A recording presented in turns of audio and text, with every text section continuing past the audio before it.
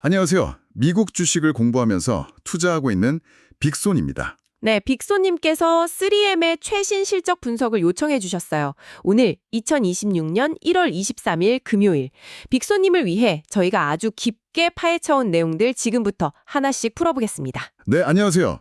3M이 미국 동부 시간 기준으로 1월 20일이었죠.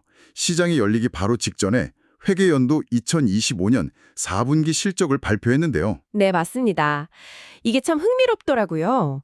저희가 자료를 보니까 발표된 숫자 자체는 시장 기대치도 넘고 꽤 괜찮아 보였거든요. 그렇죠.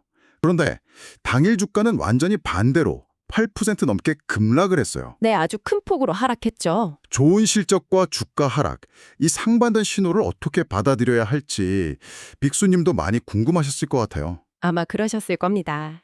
그래서 저희가 실적 보고서부터 컨퍼런스 콜 녹취록, 그리고 월가의 분석까지 전부 다 종합해서 그 이유를 찾아왔습니다. 한번 시작해 볼까요? 네, 좋습니다. 우선 가장 기본적인 것부터 짚어보죠. 4분기 실적의 헤드라인 숫자들, 시장의 예상과 비교했을 때 어땠습니까? 한마디로 요약하면 기대치를 넘어선 선방이었다. 이렇게 볼 수 있어요. 아, 선방했다. 네. 투자자들이 가장 주목하는 조정 주당순이익 EPS가 1.83달러를 기록했는데요. 이건 시장 예상치가 1.80달러였으니까 이걸 소폭 웃도는 수치예요. 네네. 조정 매출 역시 60억 2천만 달러로 예상치였던 60억 1천만 달러를 아슬아슬하게 넘었고요. 일단 성적표 자체는 나쁘지 않았던 거죠. 저도 그 부분을 봤는데 보고서에 핵심 사업 성장률이라는 지표가 따로 강조되어 있더라고요. 2.2% 성장. 이게 그냥 전체의 매출 성장률과는 다른 뭔가 특별한 의미가 있는 지표인 거죠. 아, 그거 아주 중요한 포인트를 짚어주셨어요. 이 핵심 사업 성장률, 즉 올게닉 그로스라는 게요. 회사의 본질적인 체력을 보여주는 지표라고 생각하시면 딱 맞아요. 본질적인 체력이요? 네, 다른 회사를 사거나, 그러니까 인수죠. 아니면 기존 사업부를 팔아버리는 매각. 이런 일회성 이벤트 효과를 다 제거하고요. 또 환율 변동처럼 회사가 통제할 수 없는 외부 요인까지 전부 걷어낸 정말 순수하게 3M의 기존 사업이 얼마나 성장했는지를 보여주는 숫자거든요. 아하, 그러니까 외부 변수라는 화장을 싹 지우고 민낯을 보는 그런 지표군요. 바로 그거예요. 비유가 아주 정확합니다. 그럼 2.2% 성장이면 3M의 본업 자체는 꾸준히 잘 성장하고 있다. 이런 긍정적인 신호로 봐도 되겠네요. 네, 맞습니다. 이 지표가 중요한 이유는 기업이 정말 혁신과 영업을 통해서 성장하는 건지 아니면 그냥 다른 회사를 사들이는 방식으로 덩치만 키우는 건지 이걸 구별해주기 때문이죠. 그런 면에서 2.2% 성장은 분명 긍정적인 신호가 맞습니다. 알겠습니다. 그럼 그 긍정적인 성장의 속을 좀 더 자세히 들여다보죠. 3의 사업 부문이 여러 개인데 이번 실적을 이끈 효자 사업은 어디였나요? 이번 분기의 주인공은 단연 안전 및 산업재 부문이었어요. 아, 역시 그쪽이군요. 네, 이쪽 매출이 작년 같은 기간보다 6%나 증가한 28억 7천만 달러를 기록했는데 시장 예상치를 아주 가뿐하게 뛰어넘는 숫자였죠. 특히 공장이나 건설 현장에서 쓰는 산업용 접착제나 테이프, 그리고 각종 안전장비 제품군이 아주 높은 한자릿수 성장을 보였습니다. 역시 3M의 근본이라고 할 수 있는 B2B 산업재 부문이 든든하게 받쳐줬군요. 그렇죠. 경기가 불확실해도 공장은 돌아갔고 안전규정은 지켜야 하니까요. 운송 및 전자 부문은 어땠어요? 운송 및 전자 부문도 겉으로 보이는 숫자보다 내용이 좋았습니다. 아, 그래요? 네, 전체 매출은 1.7% 줄었지만 이건 이미 예상했던 수준이었고 오인의 시장의 기대치를 넘어섰거든요. 특히 데이터 센터와 반도체 산업에 들어가는 소재 수요가 강하게 나타난 덕분이죠. 미래 성장 동력과 관련된 부분에서 좋은 신호가 나온 셈이에요. 빛이 있으면 또 그림자도 있는 법이죠. 제가 자료를 보면서 좀 우려됐던 부분이 바로 소비재 부문이었거든요. 여기는 실적이 꽤 부진했던 것 같던데요. 맞아요. 그 부분이 이번 실적의 아픈 손가락이었습니다. 아픈 손가락. 네, 우리에게 가장 익숙한 포스트잇이나 스카치 테이프 같은 제품들이 포함된 소비재 부문 매출이 1.2% 감소한 12억 1천만 달러를 기록했어요. 이건 시장 예상치였던 12억 5천만 달러에 한참 못 미치는 좀 실망스러운 수치였죠. 심지어 이게 처음도 아니라고요.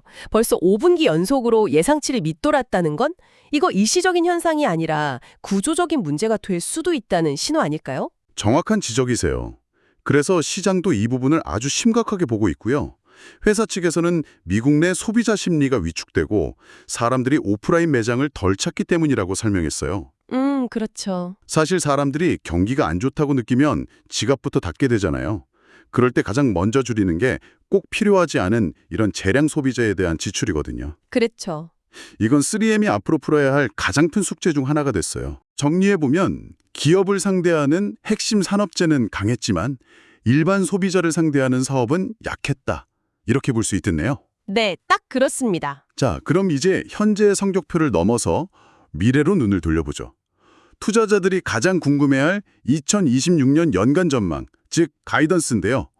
여기서부터 이야기가 더 복잡해지는 것 같아요. 맞아요.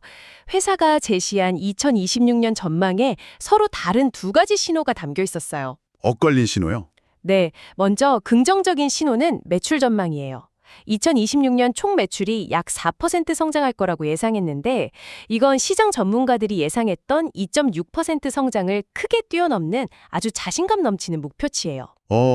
매출은 시장 기대보다 훨씬 잘할 자신이 있다.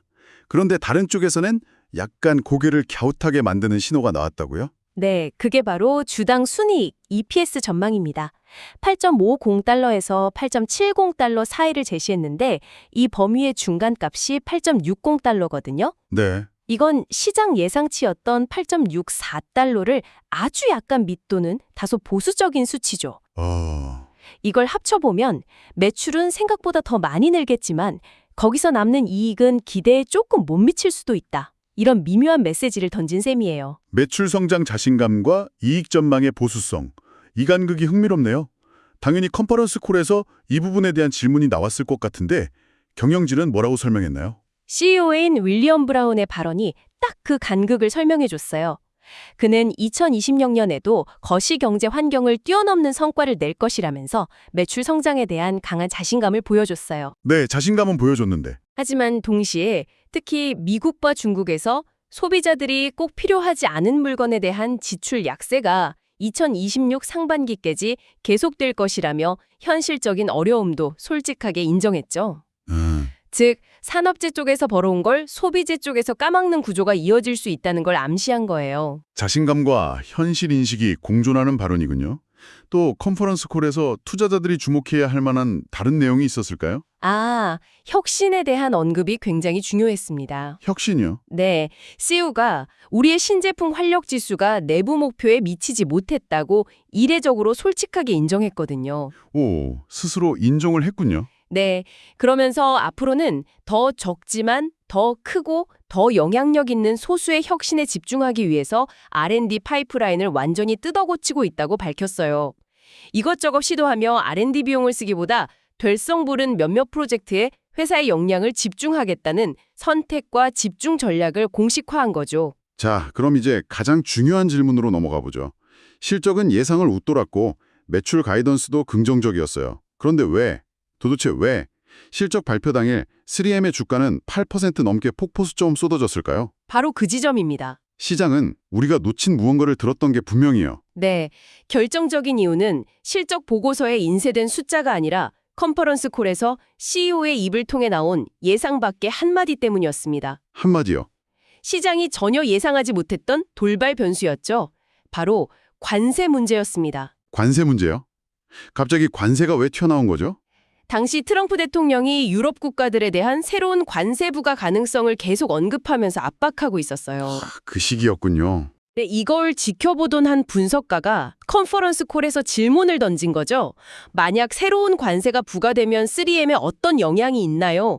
그러자 CEO가 답변을 했는데 그 내용이 시장에 충격을 줬습니다. 뭐라고 했길래요? 현재 발표한 2020년 가이던스에는 그 새로운 관세의 영향이 전혀 포함되지 않았다고 말해버린 거예요. 잠깐만요. 그게 말이 되나요?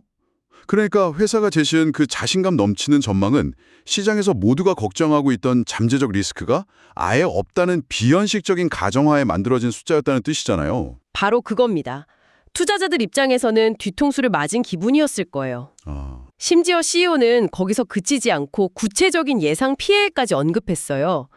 3M이 유럽으로 연간 약 7억 달러 어치를 수출하는데 만약 관세가 현실화되면 2026년에만 약 3천만에서 4천만 달러의 추가 비용이 발생할 수 있다고 밝혔죠. 와, 이 한마디에 시장의 분위기는 순식간에 얼어붙었어요. 가이던스가 좋긴 한데 여기에 관세 폭탄까지 맞으면 이익 전망은 더 나빠지는 거 아니야. 이런 공포감이 확산된 거죠. 이제야 퍼즐이 맞춰지네요. 결국 실적 자체의 문제라기보다는 회사가 스스로 전망치에 포함되지 않은 거대한 불확실성을 수면 위로 끌어올리면서 투자 심리를 무너뜨린 거군요. 네, 정확합니다. 자, 그럼 빅소님처럼 3M 투자를 고민하는 분들에게는 이 갑작스러운 주가 하락이 정말 중요한 기로일 것 같아요.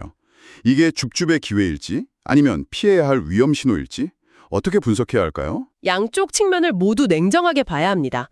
먼저 긍정적인 측면, 즉 이번 하락을 매수 기회로 보는 관점부터 살펴볼게요. 네. 가장 중요한 건 이 회사가 외부 경제 상황과 무관하게 스스로의 노력으로 체질을 개선하고 있다는 점이에요.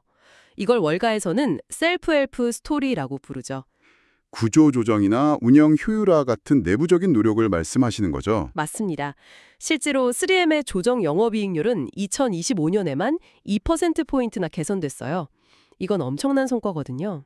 2%포인트면 정말 크네요. 네, 그리고 2026년에도 추가적인 개선을 목표로 하고 있고요.